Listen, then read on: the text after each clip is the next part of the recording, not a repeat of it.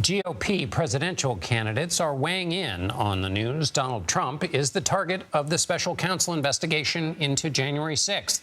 Speaking to CNN, Ron DeSantis called the investigation the criminalization of political differences. He also hinted that the party and the country need to move on from Donald Trump. You have a situation where the Department of Justice, FBI, have been weaponized against people they don't like. I want to focus on looking forward. I don't want to look back. I do not want to see him. I hope he doesn't get charged. I don't think it'll be good for the country. But at the same time, I've got to focus on looking forward, and that's what we're going to do. CBS News senior White House and political correspondent Ed O'Keefe is traveling with the Florida governor. He joins me now from Columbia, South Carolina. Ed, former President Trump attacks DeSantis regularly. Tuesday, he attacked him at least on insurance rates in Florida and his handling of COVID. But in that exclusive interview with CNN, the Florida governor was pretty gentle about this possible next indictment. What does that suggest to you? Well, I noticed that as well, John, and I actually found it peculiar because just before he taped that interview with CNN, he had done an event where he was discussing some of his thoughts on military policy and then took questions from reporters who pressed him on the former president's legal issues and asked whether what he did on January 6th was wrong. And he said this. There's a difference between being brought up on criminal charges and doing things like, for example, I think it was shown how he was in the White House and didn't do anything while things were going on. He should have come out more forcefully. Of course that.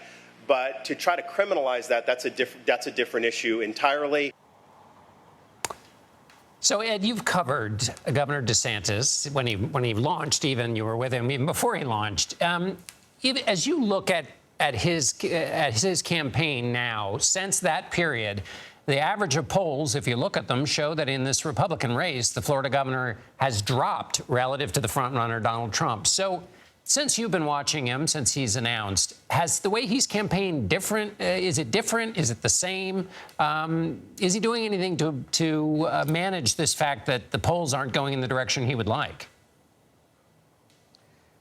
A few different things are happening, John. He is beginning to talk to non-Fox, non-Newsmax television outlets. That CNN interview today, notable because it's his first one with that outlet since he began his campaign. We at CBS and other outlets are looking forward to our opportunity to sit with him as well. And it sounds like that is part of the game plan now because his campaign has realized you got to speak to more than just those outlets in order to reach people. And he's trying to get a little more specific on policy. Today's announcement was about trying to combat wokeism, as he calls it, at the Pentagon and making sure that the military is focused on readiness and defeating communist China more than anything else. That's a little meat on the bones.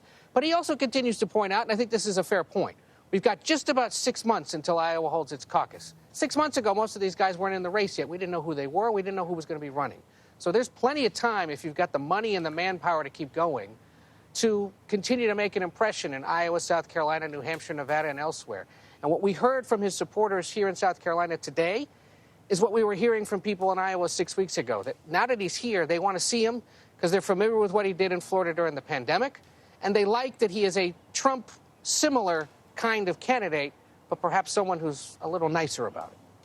And then just briefly add, what's the tempo like at those events? I mean, you know, supporters show up at events, and so it's not exactly the perfect understanding of the race. But what have you seen when you've been there? What else are people talking about? Yeah, they're obviously concerned about the economy. They're concerned about with inflation specifically. They don't like President Biden. And his administration. That's obviously a default setting for most people who are going to take time to come to these things.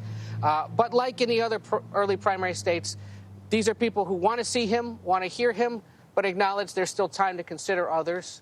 But they still do believe that he is perhaps one of the stronger alternatives to the former president. If for some unforeseen reason he begins to falter, because recent history suggests the former president only sees his standing improve when he's got legal issues to face down. And yet, they also concede that this is something potentially that somebody else could ultimately end up winning. And so, like those voters said, like DeSantis said, there's still time. Let's wait and see. Indeed. Ed O'Keefe in Columbia, South Carolina. Thanks a lot, Ed. Take care.